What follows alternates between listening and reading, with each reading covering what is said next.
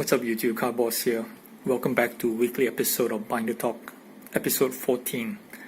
Today we're going to do a little case study on several cars that I came across and figure it'll be something interesting to share with you guys. And today's topic is refractors. Now, long before the modern day Panini Silvers or Hollow like this Lamello Select I have in front of me, there were refractors from the top set, and its first release was in the finest set in 1993, followed by it went on for 94, 96, and then finally reintroduced in the Topps Chrome set in 1996. So I have several examples in front of me which we're going to go through, and you guys are probably familiar with the various sets and what these refractors are, but I'm just going to dive in a little deeper on what are the challenges that I found with the number of with these cards that I saw today, right? So let's start with this 93 cards here, right? So I have two top rookies of 93, which is Weber and Penny.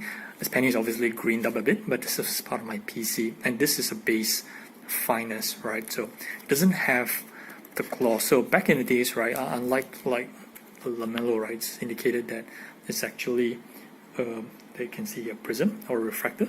Those days there were no actual indications of whether or not a card was a refractor. So in this Penny, it's just a standard base, take it out sleeve. Finest product had some gloss, but you could see a significant shine in the olden day refractors, and that's how you could tell the difference between the base card and the refractor. Now, this Weber is a refractor, right? But if you look closely, it's a little bent, and I'll tell you why. It doesn't really have the gloss, right? Obviously it's glossier than the Penny, but it's not that much greater, right? But how do I know this is a refractor, right, without telling? Well, I had this. Yep. So it came in a slab, which I cracked because the slab was actually bent. Okay. Now, I did have a bit of concerns when I was cracking this from the slab. It didn't look refractor-like in the slab. And when I pull it up, bent here, it was a bit uncertain as well. So I'm not really sure. Okay, I've sent this around.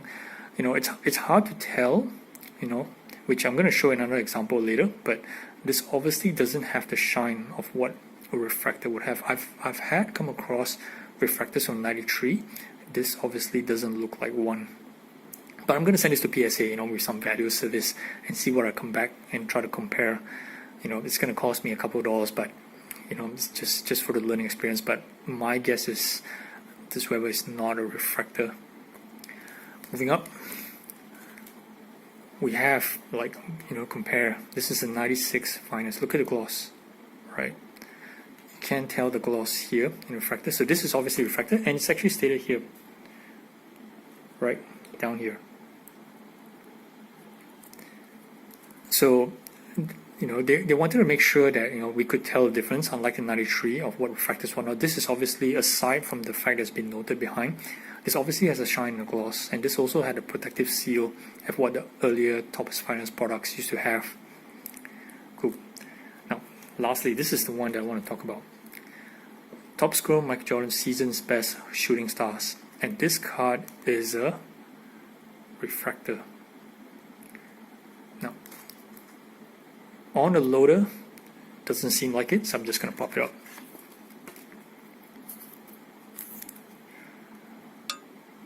What do you guys think? Just take a good look.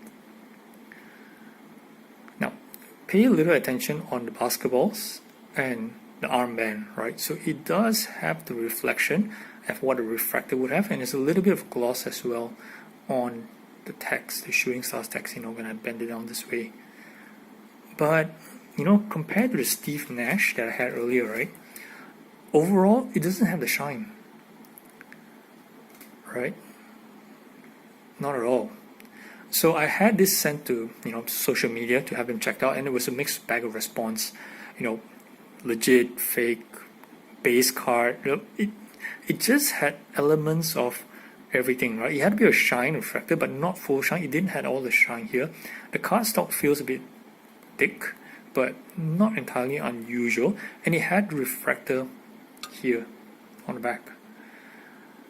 And I had to check with the seller. The seller said that it generally packed whole and stored in a box, right? And he's now selling it. It's a legit seller. I'm not doubting the seller, but I'm kind of like 70-30 on this. Being a refractor, and even though it's having good corners and edges, I have a funny feeling if I send this to PSA, it's gonna come back as not authentic, which is scary, right? Or it could come back like a PSA 7, given that the surface or the refractor light isn't that much refractor. I don't know what you guys think, right? It's a $500 card, like I could resell it as it is. It probably will sell for about $500, or I could send it for grading and just try my luck and see what happens. But $150 for an experiment is pretty expensive.